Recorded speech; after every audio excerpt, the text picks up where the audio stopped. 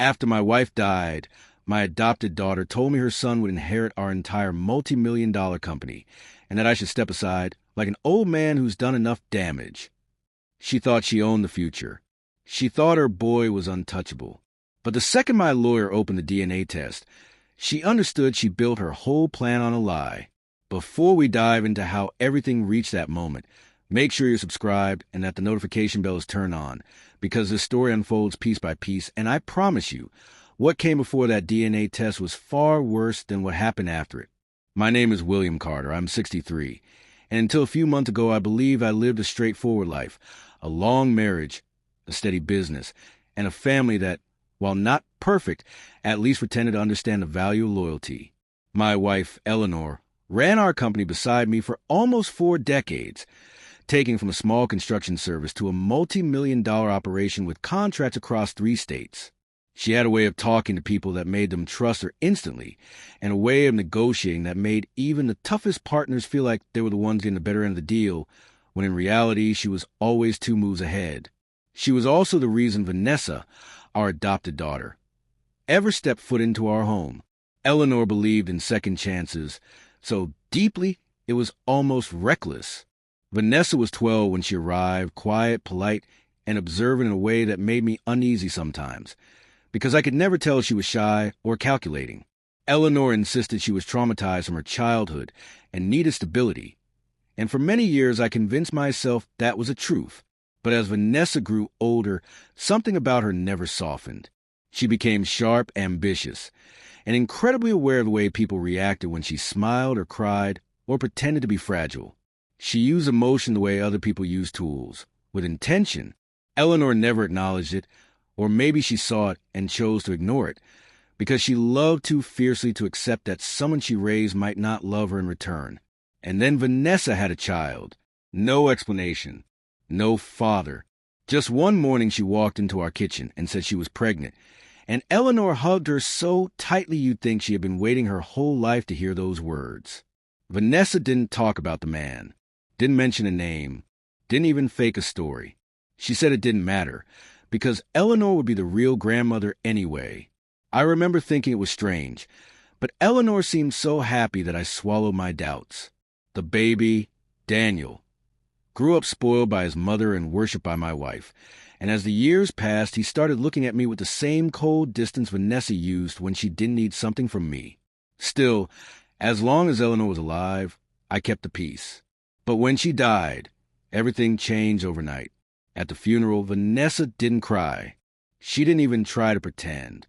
Instead, she kept asking quiet logistical questions about company paperwork, bank access, and asset transfers, as if my wife's body hadn't even been laid to rest yet.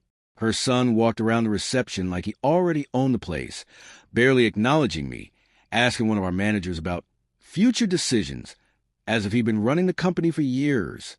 I noticed everything, and I said nothing. Not because I was weak, but because Vanessa always revealed herself eventually, and I needed to see just how far she was planning to go. 2 days after the burial, she came to my house unannounced. She sat down in the living room, crossed her legs, and told me we needed to discuss the transition. She referred to Daniel as the rightful successor and said my involvement would only complicate matters. And then she said the sentence that made me realize she had been preparing for this moment for years. This company is worth too much to let you ruin it in your old age. She didn't ask. She didn't suggest. She demanded, and she believed I had no choice. But she made one mistake. She underestimated how much Eleanor trusted me, and how well she documented the things she didn't dare to say aloud. I didn't confront Vanessa that day. I didn't argue. I simply listened to her threats, her conditions, her plans for restructuring, and the way she so naturally spoke about Daniel as if he were my wife's flesh and blood. And by the time she left my house, I knew one thing. Whatever she was hiding went deeper than greed. I just didn't know yet how deep the lie truly went, or how loudly the truth would explode the moment my lawyer opened that envelope. When Vanessa walked out of my house that evening, leaving behind the echo of her threats and the smug certainty that she had finally cornered me, I sat alone in the quiet and tried to understand the moment everything began to shift, because it didn't happen suddenly. It crept in slowly, hidden in small gestures unfinished sentences, and the way she always changed the subject whenever Eleanor mentioned family documents or future plans. I replayed pieces of conversations in my mind, moments I had dismissed at the time, because I wanted to keep the peace for Eleanor's sake. Yet now they came back with a clarity that felt almost cruel, as if my own memory had been waiting for permission to reveal what it already knew, but refused to show me until she was gone. I remembered how, years ago, Eleanor tried to talk to Vanessa about putting Daniel's birth records into the family archive, something we did with every important document to keep the company's succession legally clean, and Vanessa reacted with such unexpected tension that Eleanor immediately dropped the subject, laughing it off like she had misjudged the moment. But afterward, she spent the entire evening organizing papers in her office, and when I walked in to ask if she needed help, she closed a drawer too quickly and said she was fine. At the time, I believed her.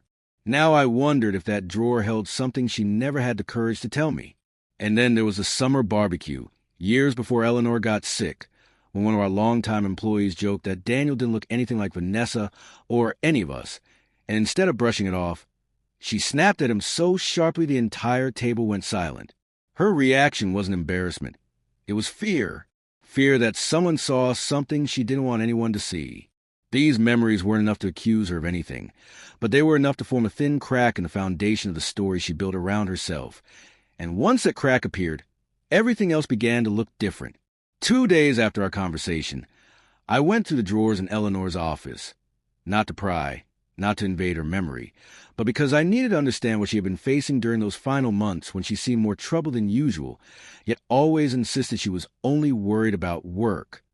Eleanor was not a woman who lied, but she was a woman who protected the people she loved, even when they didn't deserve it.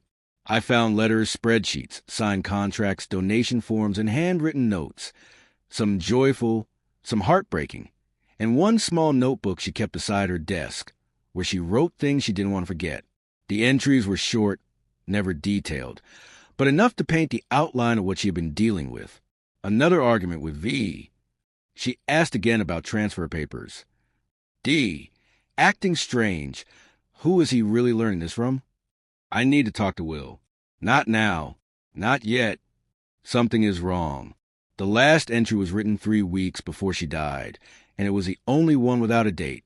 Just 2 words, shaky but clear. Check documents.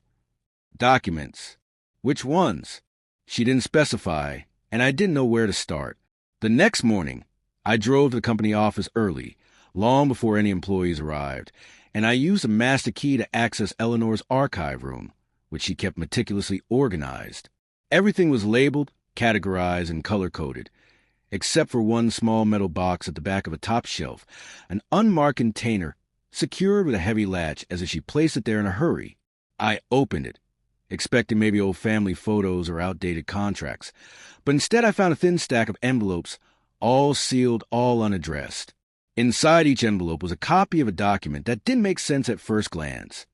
Duplicates of Daniel's kindergarten forms with different birth dates, 2 medical registrations with different emergency contacts, and 1 school application that listed a father's name, a name I had never heard in my life. For a moment, I wondered if these papers were mistakes, old draft Vanessa forgot to throw away, but then I saw the handwriting on the corner of the last envelope, Eleanor's unmistakable handwriting, with 1 word underlined twice. Inconsistencies. She knew. Maybe not everything, maybe not fully, but she knew something was off. She just didn't have time to put the pieces together. And now those pieces were in my hands. I didn't confront Vanessa. Not yet, because if I confronted her too early, she would hide whatever she hadn't already buried, and I needed to understand exactly what she was hiding before I made any move she could anticipate. That evening, as I closed the last envelope and locked the office behind me, I felt something shift inside me. Not anger, not fear, but a steady, deliberate patience, the kind a man gains only after losing everything that kept him soft. If Vanessa wanted to fight over the company, she was going to get one, but not the kind she was prepared for. In the days after Eleanor's funeral, when the house still felt hollow and nothing sounded the same, I noticed how quickly Vanessa shifted from the polite sadness she showed in public to a cold, calculating focus on everything my wife left behind. It wasn't grief. It was movement, like a person rushing to claim a seat before someone stronger pushes her aside. She walked through the rooms as if inspecting assets, not memories. She opened cabinets Eleanor rarely touched, asked pointed questions about business accounts, and spoke about the company the way people talk about a prize they've already earned. Every sentence she used contained the same pattern. The company, the future, her son, always her son. She wanted him in control. She wanted me out of the way, and she wasn't hiding it anymore. The strongest sign came when I caught her in Eleanor's workshop, going through drawers she had no business touching. When I entered, she stiffened, forcing a smile that faded almost instantly. She mumbled something about organizing, but the tension in her shoulders told me she wasn't there to tidy anything. She was searching for something Eleanor had hidden from her. I didn't confront her. I simply told her those drawers were private, and her eyes flickered, sharp and nervous, before she stepped out of the room as if retreating from a place she wasn't ready to get caught in. Later that night, I returned alone and checked the drawers she had been digging through. Eleanor's things were undisturbed, but 2 folders were slightly out of alignment. Inside one, I found a page she wrote weeks before her death. Vanessa pushing again. Too many gaps. Need to verify first. I stared at those lines for minutes, trying to understand what my wife had seen. Too many gaps in what? About whom?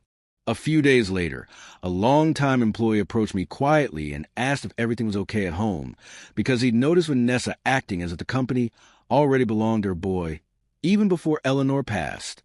He said it softly, with the discomfort of a man who knew he was stepping into something sensitive. But his words confirmed one thing. Vanessa had been preparing her move long before any of us realized. I dug deeper. Access logs showed she had requested financial records, ownership drafts, and tax breakdowns, documents far above her role. She was studying how the company would look if I stepped aside. She wasn't grieving. She was positioning herself. And then something resurfaced in my mind. The way she always insisted Daniel was a future of the Carter family, correcting anyone who phrased it differently, pushing the idea like it was vital to her survival.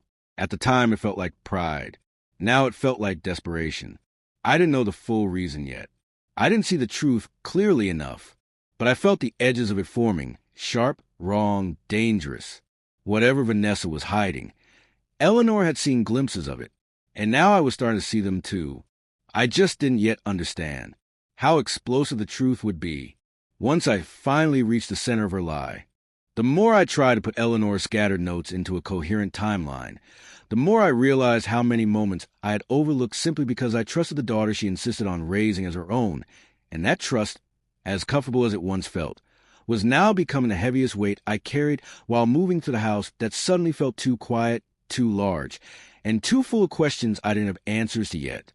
Vanessa's behavior grew bolder with each passing day, as if she sensed that the only person who ever challenged her motives was now gone, and all she had left between herself and the company was a man she believed was too old, too tired, or too overwhelmed to see the obvious shift in her intentions. She didn't hide her impatience anymore. She spoke to employees like she already had authority. She made decisions without consulting me, and she started scheduling internal meetings for the future transition, as if her rise to power was a signed contract rather than a delusion she built inside her own mind. One afternoon, I overheard her speaking on the phone in the hallway, her voice low and clipped, the tone she used when she wanted to sound in control. She said, "He'll step down soon. He won't argue. He knows this is what Eleanor wanted." She lied so easily, so naturally, that I caught myself wondering how many times she had used my wife's name to manipulate people before I finally started paying attention. Later that evening, when I reviewed the company emails, I noticed she had sent messages to several department heads requesting updated valuations of certain assets, something only ownership or high-level executives could request, and she signed the emails with both her name and Daniel's, as if preemptively introducing him as the next authority inside a company he barely understood. It was the first time I felt not just suspicion, but a slow, deliberate anger, the kind that doesn't explode but burns quietly under the surface, giving you clarity instead of rage. Eleanor had sensed something. Her notes proved that. She hadn't been blind. She had been preparing, gathering information, waiting for the right moment to bring the truth into the open. But she ran out of time before she could finish what she started. I wasn't going to make the same mistake. The turning point came when I found a sealed envelope inside Eleanor's office drawer, one I somehow missed during my first search. It wasn't addressed to anyone, but the careful way she had taped the flap shut told me she intended for someone me, most likely, to open it only when necessary. Inside was a printed email thread between Eleanor and a private attorney she occasionally consulted for matters she didn't want mixed with the company's main legal channels. The thread was short but alarming. 2 sentences stood out. I have concerns about Vanessa's claims regarding Daniel. Something isn't consistent with the documents she provided. Claims. Provided. Inconsistencies. Eleanor wasn't talking about behavior or attitude. She was talking about identity, the same identity Vanessa had built her entire future around. That night, as I sat in the dim light of my office, reading the phrases over and over again, I realized the truth was closer than I thought, but still just far enough that confronting Vanessa now would only alert her and give her time to cover her tracks. I needed more than suspicion. I needed more than old notes and half-written warnings. I needed solid, undeniable proof, the kind she couldn't argue, twist, or bury. The next morning, I contacted Eleanor's private attorney, using the number listed at the bottom of the printed email, and when he answered and heard my name, there was a noticeable pause, followed by a quiet, careful tone that told me he already suspected why I was calling. Before I could ask anything, he said, "Mr. Carter, Eleanor wanted to tell you something." She didn't get the chance. My grip tightened around the phone. What was it? He hesitated. She had doubts about the legitimacy of the documents Vanessa submitted years ago, especially concerning her son. The small, sharp suspicion that had been tapping at the edges of my mind finally settled into a shape I could no longer ignore. Something was deeply wrong. And whatever the truth was, Vanessa had buried it so well she believed it would never surface again. She was wrong.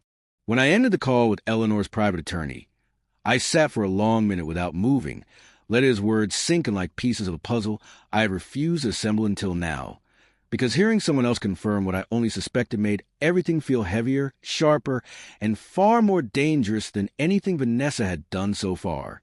He didn't give details.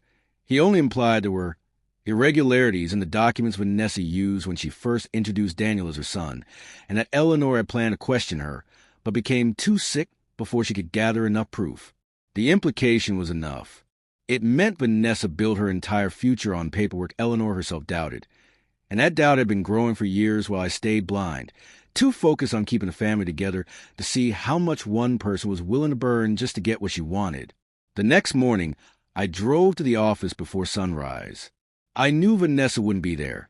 She never appeared early unless she needed something, and I needed that time alone to get ahead of her, because now every minute mattered. I entered the archive room again, pulling out the folders Eleanor tagged with red stickers, the ones she used for unresolved questions. Inside one of them, I found a copy of a birth certificate, the earliest record we had for Daniel, and the paper itself told a story Eleanor must have seen immediately. The font was slightly different from the standard format used during that year. The registrar's signature had a faint digital blur that didn't match the rest of the text, and the hospital stamp looked like it had been scanned and reprinted rather than pressed directly. No ordinary person would have noticed, but Eleanor would. She never missed details.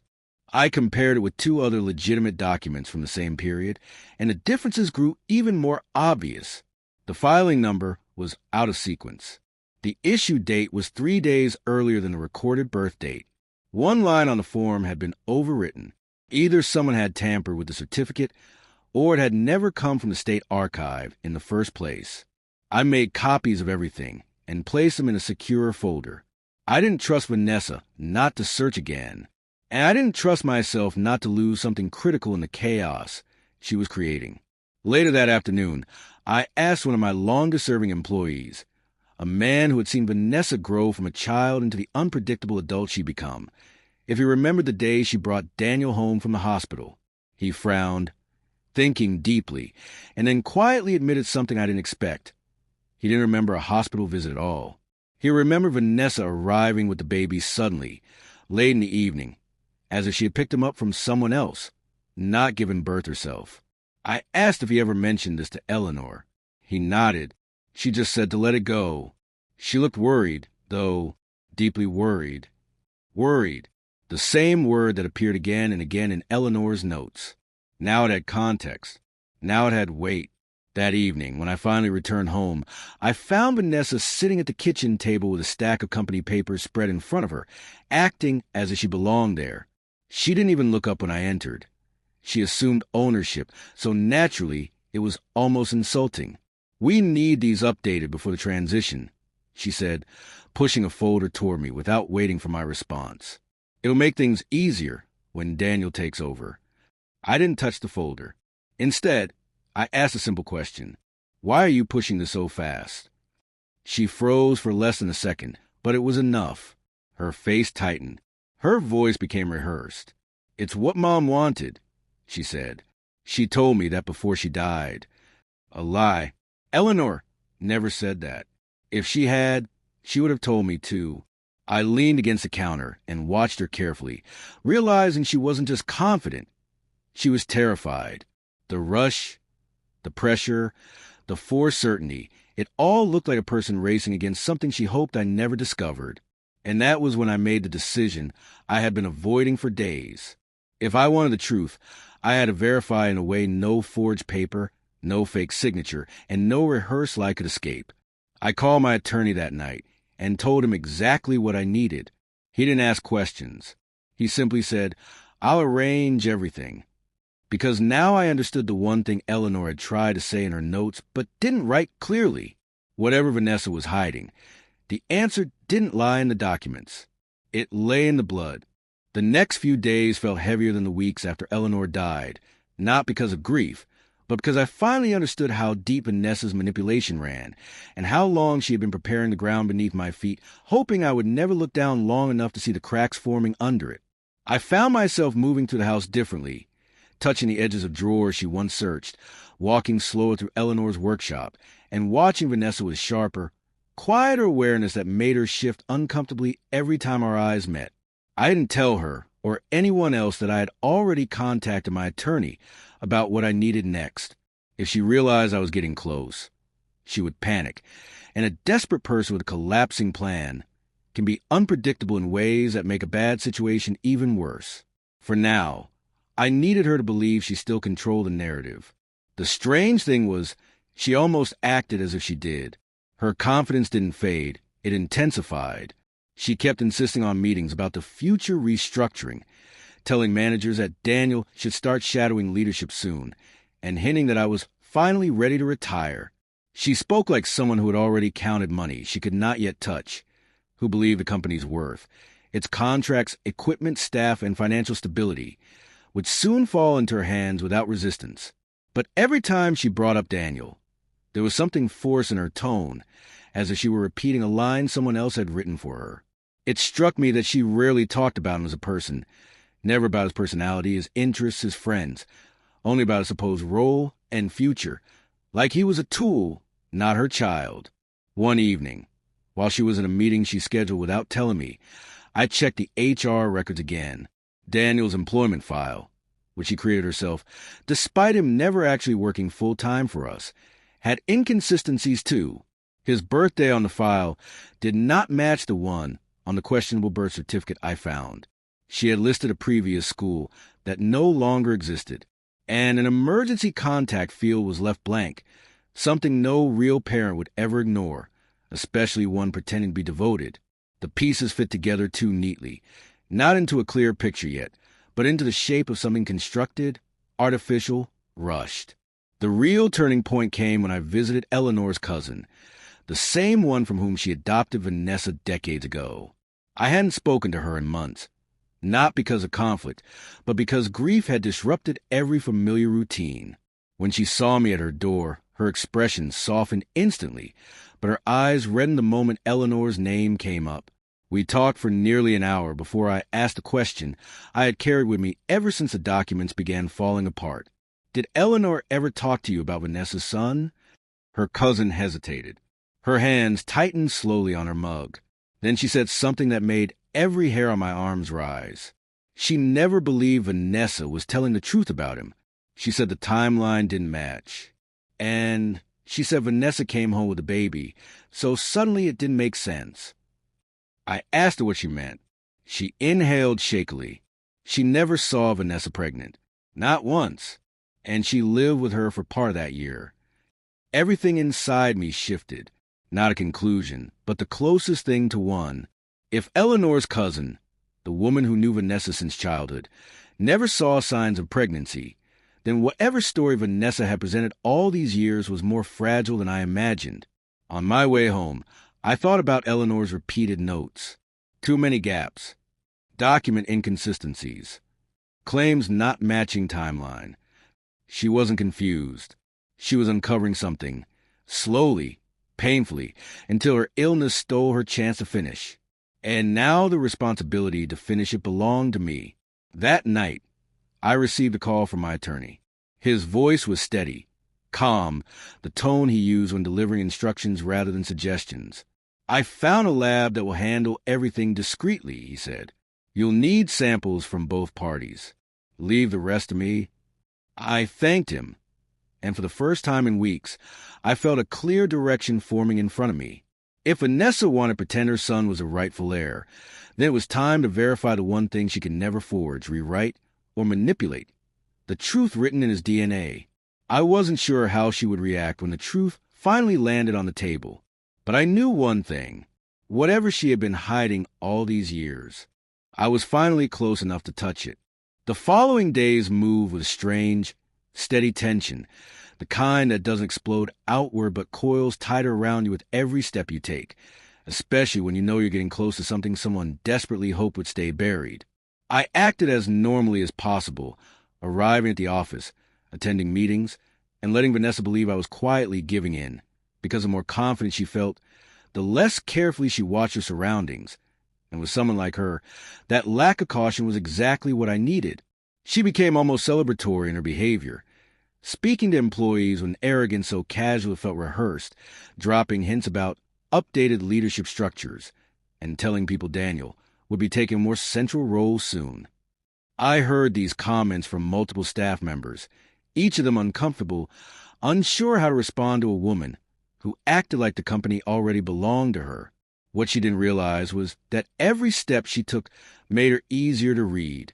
Every assumption she made exposed the cracks in her story. And each time she pushed Daniel forward as a future face of the Carter legacy, the more obvious it became that she needed people to believe it. Because she herself didn't. My attorney gave me everything I needed within 2 days. A discreet contact at a private lab, instructions written clearly, a chain of custody form that would make the results legally untouchable if we reached that point. But collecting the samples wouldn't be easy. Vanessa guarded Daniel like he was a briefcase full of cash, not a human being. She controlled his schedule, his phone, even his time inside the company, as if she feared someone might ask him the wrong question, and he revealed something she didn't want revealed. Still, I knew his routine. He used the gym on the 3rd floor every afternoon, and people always leave something behind in gym lockers.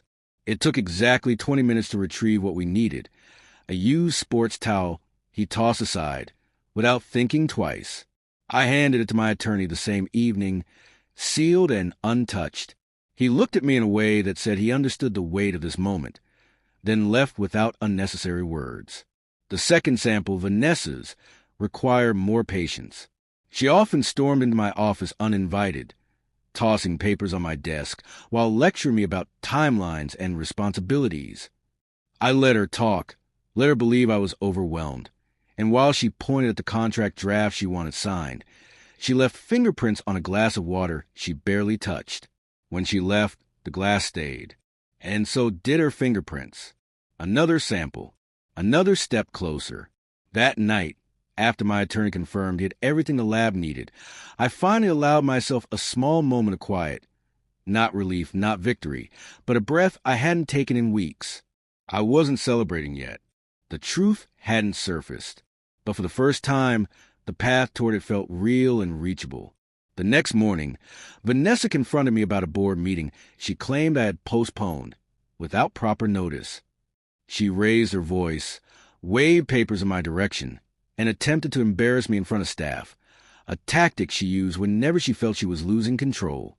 But this time I watched her differently, noticing every detail: the defensive way she stood, The tightness in her jaw, the way she avoided eye contact when she mentioned Daniel. She sensed something, maybe not exactly what I was doing, but she felt the shift. "Why are you so calm?" she demanded. Her eyes were sharp, almost panic behind the anger. "Because I finally understand what needs to be done," I said. And for the first time since Eleanor died, I saw fear flicker deep in her expression. Later that evening, my attorney called. The samples had been delivered. The process had begun. "It'll take a little time," he said, "but once the results are in, there won't be any room for doubt." I thanked him quietly, and when I hung up the phone, I realized something else. Vanessa's entire world depended on one narrative, one fragile claim she couldn't afford to lose. And now the truth was already moving toward us, faster than she could stop it. Waiting for the results felt like standing on the edge of something inevitable, watching the ground shift slowly beneath you, knowing you can't step back because the truth is already moving toward you whether you're ready for it or not. I tried to keep my routine unchanged, but even the simplest tasks felt heavier, as if every hour carried a weight that wasn't there before. And though Vanessa couldn't name it, she felt it too. That shift, that subtle change in rhythm, the kind that makes a guilty person restless long before anyone accuses them of anything. She hovered around the office more than usual, monitoring conversations, questioning schedules, and walking in and out of my meetings with the confidence of someone convinced her authority was unquestionable. Her tone grew sharper, her patience thinner, and every time she looked at me, her eyes darted between suspicion and irritation, as though she was trying to decide whether I had finally stopped playing the role she wrote for me. One afternoon, she barged into my office with a stack of papers, accusing me of delaying critical decisions. She claimed investors needed reassurance, employees expected structure, and Daniel was ready to start leading. As if preparing him for a position he had no right to was the same as putting him in it. She talked fast, aggressively, a woman rushing to build a kingdom before someone pointed out the foundation was made of sand. I listened quietly. The calmer I stayed, the more unsettled she became. When she finished her monologue, I asked a simple question. "Why are you so nervous, Vanessa?" Her reaction was instant. Her jaw clenched. Her eyes hardened. "I'm not nervous," she snapped. "I'm trying to protect the company. Someone has to." She said the words with the confidence of a person who expected applause. Instead, they left a cold echo hanging between us, because we both knew she wasn't protecting anything. She was trying to seal the future before the truth caught up to her. Later that day, I noticed Daniel standing near the break room, scrolling through his phone, looking uneasy. He rarely approached me, but this time, when I walked past, he lifted his eyes quickly before dropping them again. It was small, but enough to confirm what I'd suspected. He felt the tension, too. Whether he understood it was a different question. The real warning sign came 2 evenings later. I arrived home to find Vanessa waiting in my kitchen, sitting rigidly in a chair with a folder in her hands. She didn't greet me. She didn't smile.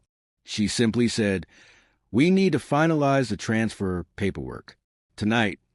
Her tone carried urgency, not aggressive this time, but desperate. Her fingers trembled slightly as she slid the documents toward me. "Mom wouldn't have wanted delays," she said. Her voice broke on the word mom, not with grief, but with fear. I didn't touch the papers. "Vanessa," I said calmly, "why are you pushing this so fast?" Her shoulders stiffened.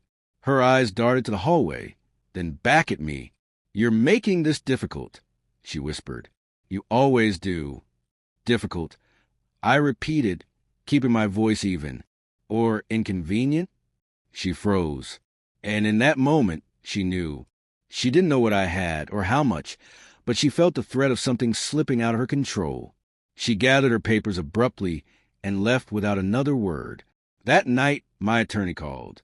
His tone told me everything before he spoke. "The lab contacted us," he said.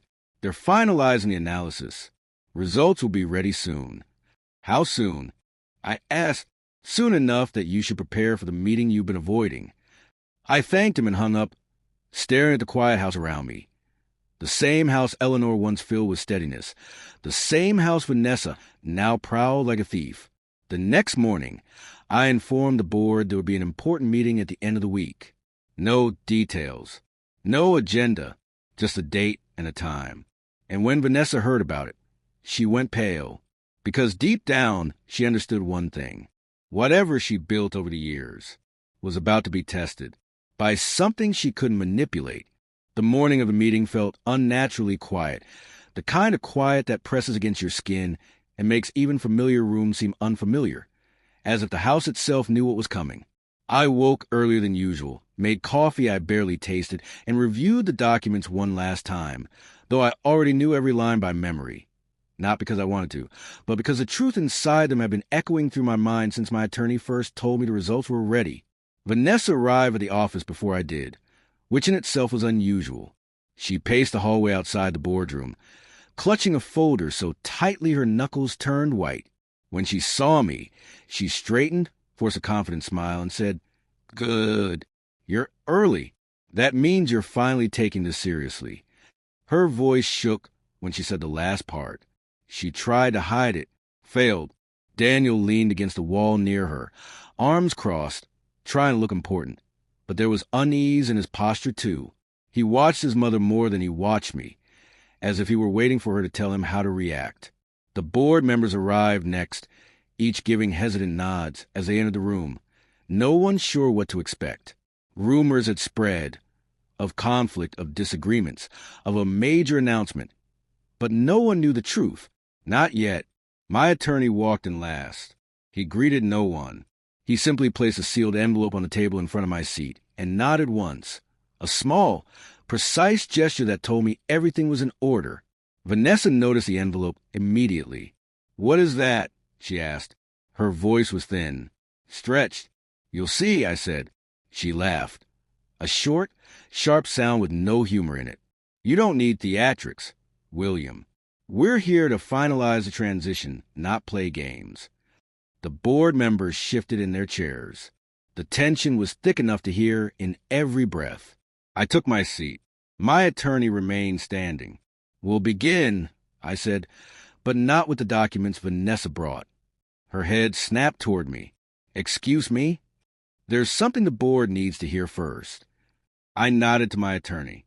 He opened the envelope slowly, deliberately, and placed several sheets of paper on the center of the table. The room went silent. Vanessa stared at the pages, as if she already sensed what was coming but refused to believe it. "As requested," my attorney said, "we conducted a full genetic verification regarding the relationship between Ms. Carter and her son, Daniel." Daniel's arms dropped to his sides. Vanessa's breath caught, audible, sharp. My attorney continued, each word cutting through the quiet like a blade. "The results confirm that Ms. Carter is not biologically related to Daniel." Everything stopped. Even the air felt frozen. The board members exchanged stunned looks. Some leaned forward, others leaned back, as if distance could make the moment easier to absorb. Daniel stared at the table, his face blank, his mouth slightly open in disbelief.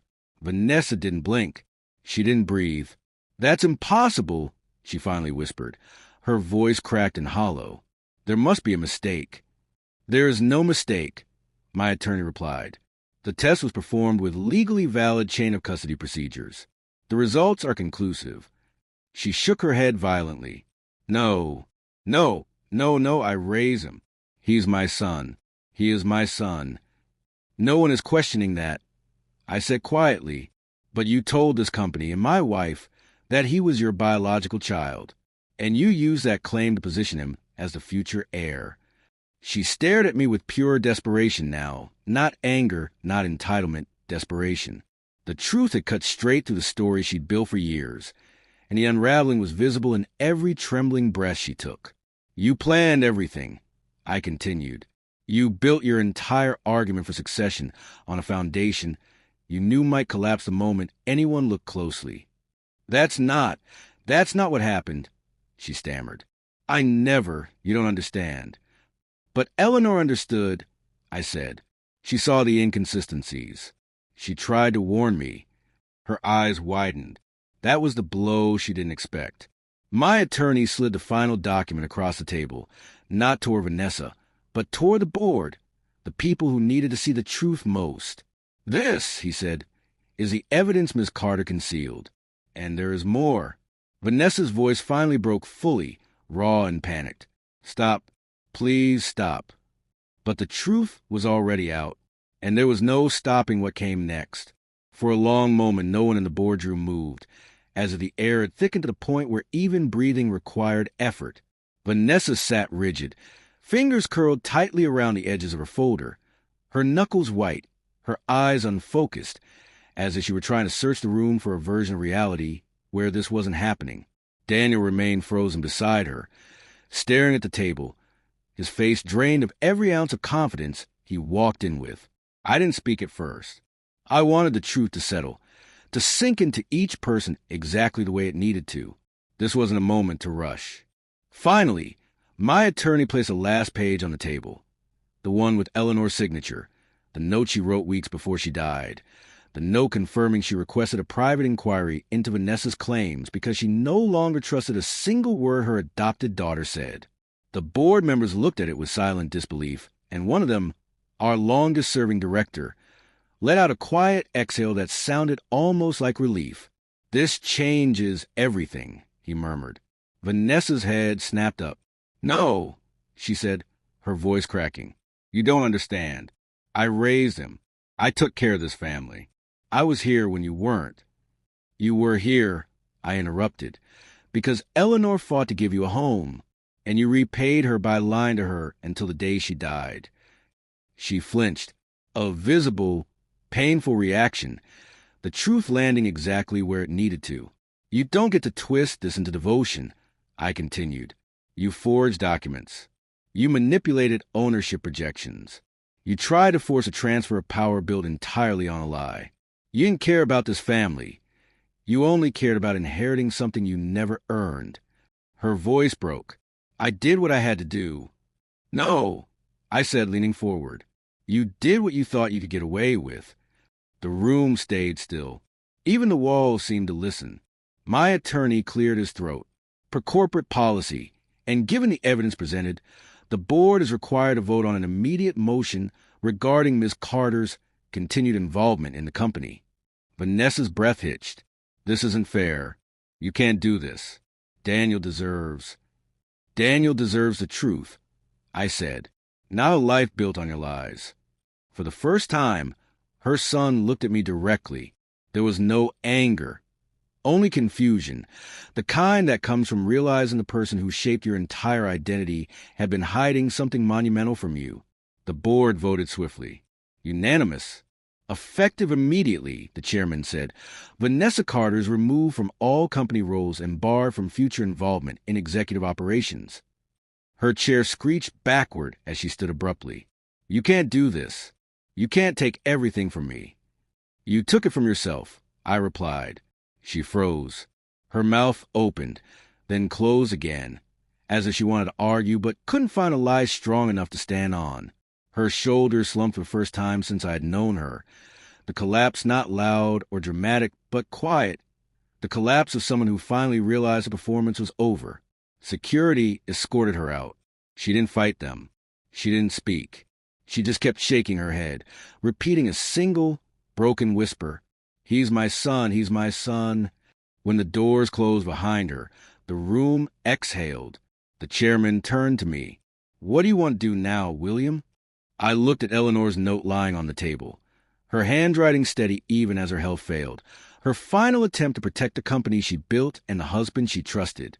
"I want to honor my wife," I said quietly, "and I want the company to move forward without the shadow she tried to warn me about." The board nodded.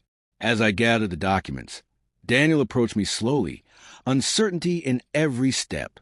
Is any of it true?" he asked. I looked at him. A young man who had been used as a pawn his entire life. "Your mother lied," I said gently, "but that doesn't mean you have to." He lowered his eyes, then walked away without another word. I stepped out of the building into the cold afternoon air, feeling something I hadn't felt in months. Not joy, not triumph, but a strange, steady calm.